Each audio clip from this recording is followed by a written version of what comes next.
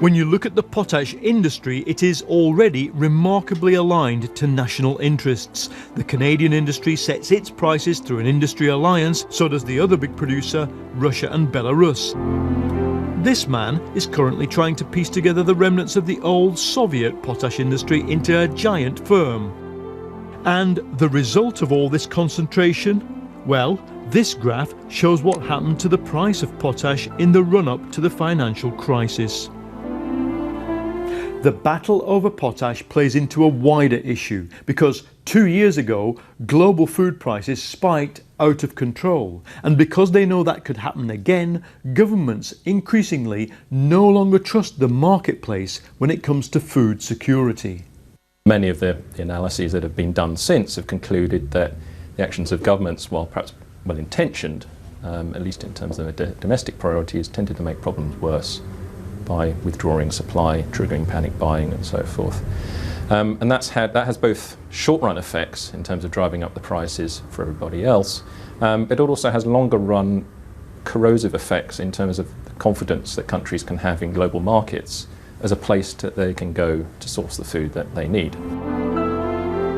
It's a humbling fact, but the whole of civilization is dependent on this grey dust, and the battle to own its sources of production just got serious. Paul Mason, well, I'm joined now by the hedge fund manager Hugh Hendry and by Dr. Linda Yueh from Oxford University, a specialist in Chinese growth. Just first of all, we agree that potash is very important, but let's just find out if you agree on one other thing. Do you think we're facing a massive food shortage, Hugh? I think that's too dramatic. I tell you, it's the notion that we have Asia. Asia is putting on this fantastic economic growth, and prosperity, of course, changes diets. And if that is left unchecked, so if China or the rest of Asia doesn't have a recession, then in due course, then we would have great pressure on the food supply. And particularly, Linda, because we want to eat meat. More and more people want to eat meat, which puts much more pressure on the land because it takes so much grain to produce meat. That's right. I think it takes something like 7 kilos of grain to produce 1 kilo of meat. Do you think we've got a food shortage?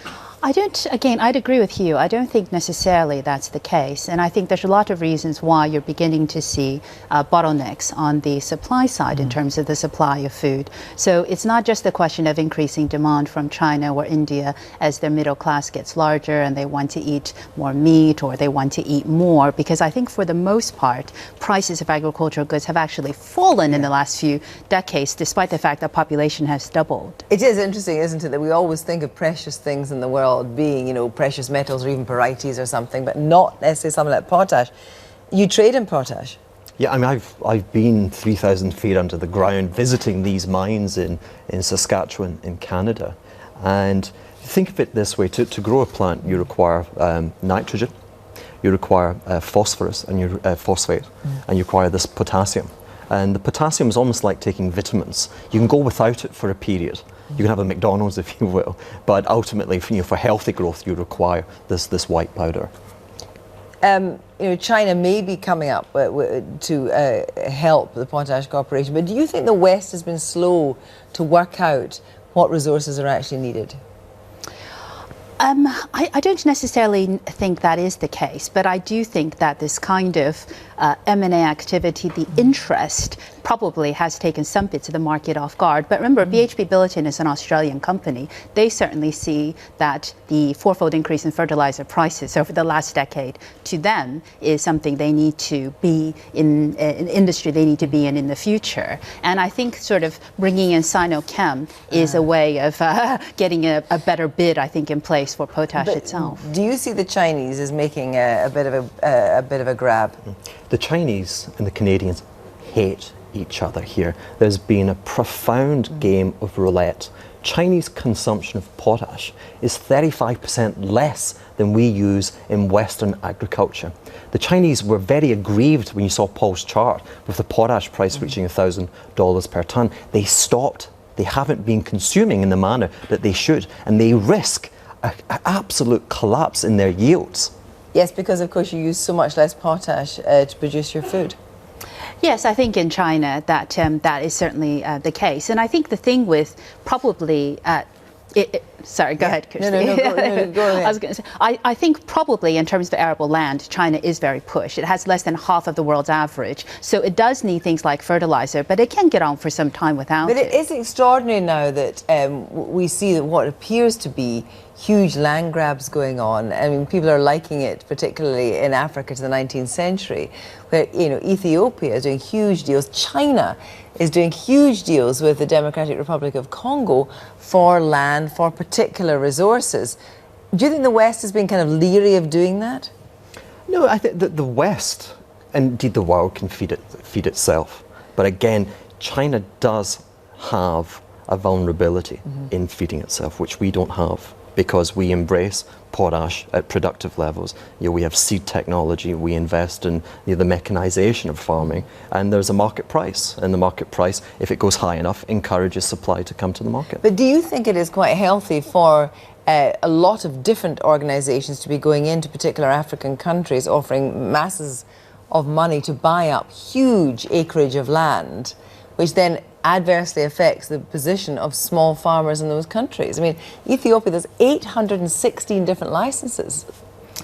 I think it's problematic, and I think the reason is if you look at potentially productive land, most of it is in Africa and in Latin America, and not in China, not in Asia, East Asia. So I think it is potentially an issue where the African nations in particular have to think harder about what they want in return for the natural resources that they have. And many of them are just not in a bargaining position with China, because a lot of African growth over the last few years has been driven by commodity exported to China. Hugh, what do you make of that? Well, I'm no advocate of Chinese imperial expansion in Africa, but I say to you, can the plight of an Ethiopian farmer get any worse than it already is? But we now have a situation where countries, huge tracts, Ukraine is also, with the wheat fields of Ukraine, other countries have bought up masses of tracts in Ukraine as well.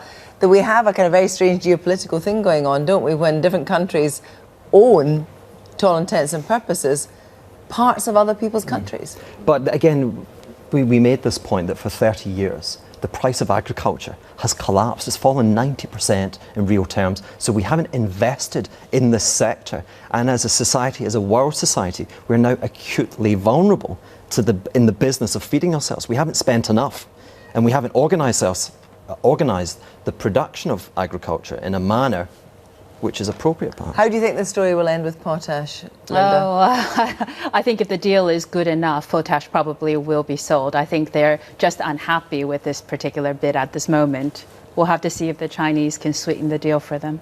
Thank you both very much.